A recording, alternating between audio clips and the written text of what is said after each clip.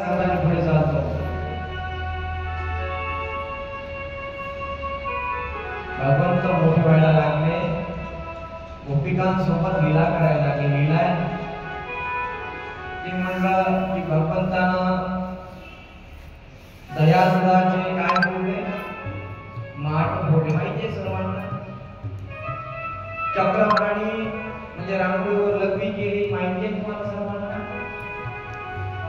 लहान मुलं जे पुढ्या करतात ते भगवंतानं केलं. कोणाला घेऊन सोबत संगतीला ते भजने आहे. लहान लहान लहान मुले घेऊन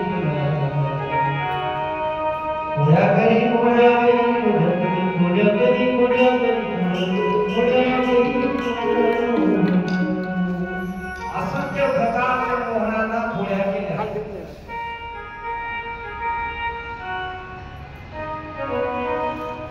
आणि मोहनाला पोळ्या करत करत परत पोळी आली की आईनं वनामध्ये पाठवलं. आळू साहेब आता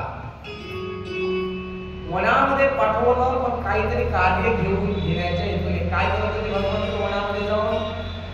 धेनू म्हणजे गाईला चालत होते. बघा भगवंत गाईला चालत, याचा अर्थ असा होतो गाईला जो चालतो. गाईच्या मध्ये 33 प्रकारचे देव वास करतात. जो 33 प्रकारच्या देवांना चालतो तो देवादिदेव योगेश्वर भगवान श्री कृष्ण आहे. एक दुसरा, भगवंतानं असंख्य प्रकारच्या लीला केल्या. झाड आहे उंबरीच्या काठावर, गोपिका आंघोळ करायला येतात आणि आंघोळ केल्यानंतर घरी जातात. पुन्हा आंघोळीला दुसऱ्या दिवशी येतात. पण सुंदरतेचं गर्व आहे त्या गोपींना. अहंकार झालेला आहे. अहंकाराला तळास लावण्याकरता देव लीला करत असतो. देवाने एक अद्भुत लीला केली. त्यांच्या अज्ञान रूपी कपडे भगवंतानं चोरले. लक्षात घ्या इकडे शब्द मनाचे कान करा. आजच्या गोष्टीमध्ये आज सार सांगतोय सर्व मी, सर्व सार सांगतोय. भगवंतानं त्यांची गोपिकांचे कपडे चोरले आणि चोरले म्हणजे लपवले.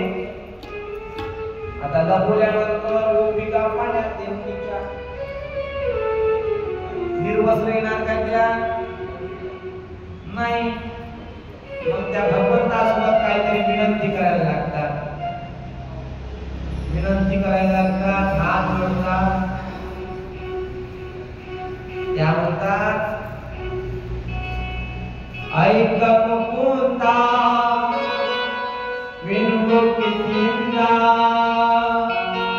हे मुकुंद आहेत ना, भगवंत झाडावर बसले. ऐक मुकुंदा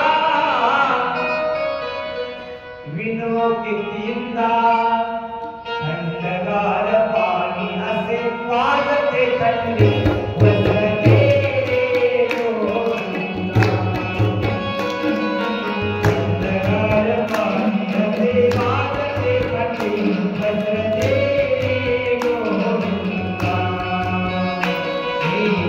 Thank you.